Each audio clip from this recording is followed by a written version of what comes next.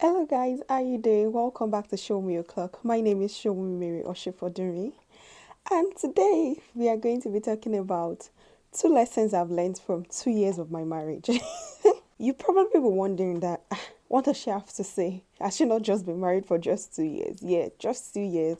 But I feel like this is an important and a salient point, and at the end of this video, if you have any other thing to add to it, please make sure to add to it. So if you've watched to this moment, please like this video, subscribe to this channel, and then drop a comment. Your comment is very valid, and in my next video I will pick one random person and make a shout out to the person. So drop your comment and I will make a shout out to you.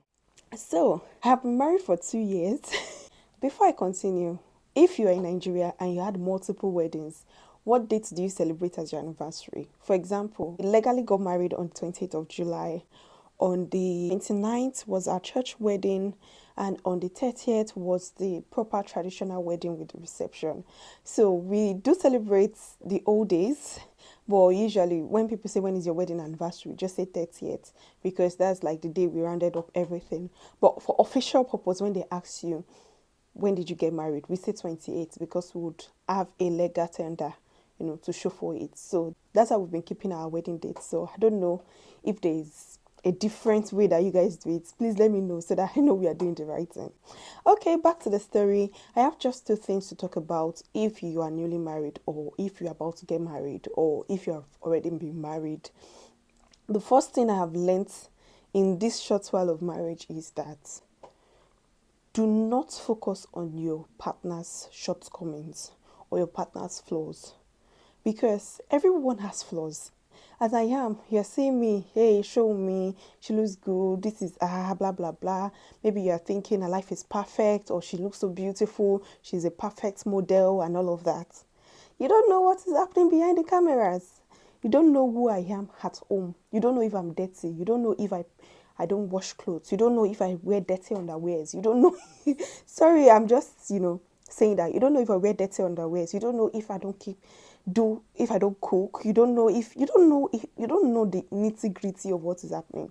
So your partners, or you as a partner, you're opportuned to see the totality of who your partner is. You see their weakness, you see their strengths, you see everything, and there is this urge to focus on their weaknesses. I won't lie to you. When I newly got married, I was like, oh my goodness, is this is this my husband? He snores. Oh my goodness, he does this. Oh my goodness, he does that. Oh my goodness, he does. You understand? So I was starting to focus on the things I didn't like, or the things I was just discovering that I didn't like about him. And it was gradually changing my perception about him, until the Holy Spirit called me back to say, this is your husband. You have chosen this man. And the Bible says, wives, submit to your own husband. So this is your husband. Because the one thing is, once you start to focus on the negative part of your husband, you are less likely to be submissive. You are less likely to be loving. You are most likely to nag. You're most likely to be angry. You're most likely you're most likely not to see the good thing out of your partner. So that way it will start to create a crack. That's what I know for sure. When you start to see your husband in a certain light, it will start, your mind would shift towards that certain mind. So what you're supposed to do is to retrain your mind to focus on the positives. For example, when I want to think about my husband, I'm thinking about my husband as a very kind man, the one who is very loving, who is going to put his family first in anything, the one who is going to sacrifice anything and sacrifice anything for his family. You understand? I'm not looking at negative parts of, or looking at his flaws, or looking at the things that he does that I don't like. I focus on the things that I like. You have that tendency, if they do something, oh, my husband does not do this, my husband does not do that, my husband is not this, is not that, it's not the best of the best. But when you look at it, my husband is so kind, he's so nice, even if it's just that he opens the door for you when you want to go out. Like, I'm just saying, if it's just little things that your husband does that you think you like, major on that thing, appreciate it, and let your husband know that this thing that you do, I really like it. Oh, thank you for being there for us. Thank you for supporting me. Thank you for standing in gap for me. Thank you for praying for me. Thank you for this. You find out that you start to act to your partner in a positive light. And that way, it's most likely that your partner is going to act better towards you. Do you understand what I'm trying to say? I feel like that's what's going to happen. For example, if I'm your friend, like not even your partner, if I'm your friend and I'm always talking about things I don't like about you and all of that, that your friend from the opposite end would have a notion that you don't like them due to the fact that you're always speaking negative about them. But if you're always speaking positively about your friend and you say things that you like, oh, thank you for checking up on me. Oh, thank you for doing this. Oh, thank you for even picking up my children. Oh, thank you for doing this. They'll feel appreciated. Same as your partner. You cannot keep picking on the bad things or the bad side of your partner and expect them to be kind towards you. It takes more than a grace for that person to reciprocate kindness to you if you don't give them kindness. So that's one of the major lessons I have learned, to focus on their strengths and, you know, play down their weaknesses or their flaws. The second one I'm going to say is that communicate. Communication is key. An idle mind is the devil's workshop.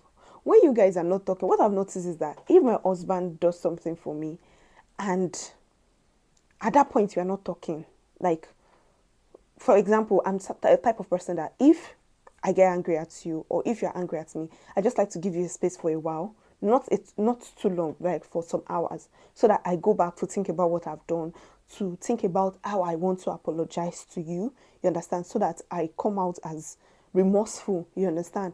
So if my husband does something to me and I'm really angry, the time we are not talking, that 1 hour, that's 30 minutes that we are not talking, everything is escalating very quickly in my mind. Like, it's just going on and on. It's just going on and on. You're just like, like, in your head, you have planned like 72 punchlines that you want to give him when it comes back.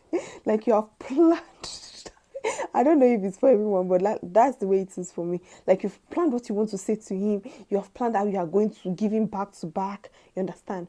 But that point when it comes and we say, let's talk. Like, all your guards are down. Like, when we communicate, it just melts me. It allows me to give room for the other person, see the person's point of view. It allows the matter to roll over very quickly. When we talk about it, I want to talk about it. I want us to get done with it. So these two things are things that I feel like has been a stronghold in our family for the past 2 years. It's been a struggle for my end. It is what I always want us to do. Even though my husband says I don't apologize first, it's always quick to apologize first. I still have it in my mind that I always want us to talk. Even while we were dating, we'll be fighting, we'll be on call. We will be angry at each other. We must talk. I cannot be fighting with you and I call you and you're not picking my call. Even though you are going to say, hello, what's up? What do you want? Okay, we must still continue to talk. That's the way we have built our relationship over time. And I think it really helps. I think the bonus point I'm going to give is don't let anybody pressure you to having children. Children are responsibilities. I can see the reason why people will get married and have children in the first year of marriage. I think marriage is a little bit difficult for them because you are just coming together. You don't really know yourself. You know yourself fine, but you've never lived together. You've never been married to this person together. It takes extra grace and extra honor for you guys to come together, have a child together within a short period of time and, to allow things to be smooth. I can really see there are a lot of differences between my husband now than we was before we had a child. Even me, there are a lot of differences in my attitude, in the way I talk, in the way I handle things now that I've just had the baby compared to the way I would do things before I had the baby. So I think that do not allow people to pressure you to have children. When you are ready, have your children. If you get married, try as much as possible to understand your spouse outside having children, because if you don't understand yourselves, you won't be able to create time for yourself. You won't be able to love yourself. It might strain you a little bit. I'm not saying it's not possible. It's very, very much possible to have kids, to be kind to each other, to be loving and all of that. But personally, I feel like if this me was the me when we just got married, maybe things would have gone gone a different route. I don't know. I've not experienced that before. So I'm just thinking in my mind. But I think that if the stress I'm currently facing is what I faced as we just got married and things, it might just escalate very quickly. But now I'm more patient. I think I'm more open. I'm less stressed about some things. I think when we got married, I was first of all stressed. I want my husband to see me in a certain light. I want to do this. But now I'm so free with him. If you like, see me in a certain light. If you like, don't see me in a certain light. If you do, you off the lights or you hold the lights, you understand? So I'm more free. I'm able to express myself better. I know the dynamics of the house. I know what our marriage needs. I know the stronghold of our marriage. I know the weakhold of our marriage. I know where to play and how to play things. So basically, putting off, because when I was pregnant, oh my goodness, I didn't even do anything. My husband was like, is this you? You're a totally different being. Oh." And I'm sure that after I had a baby, I'm still different from the person I was when we got married. Like, it can never change. I'm now a totally different person.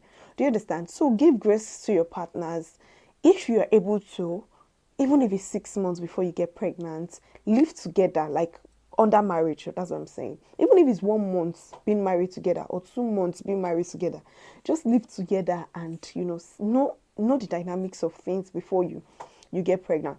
But if you got pregnant immediately after you got married, congratulations, because it is what it is. You just have to make do of what you have at the moment.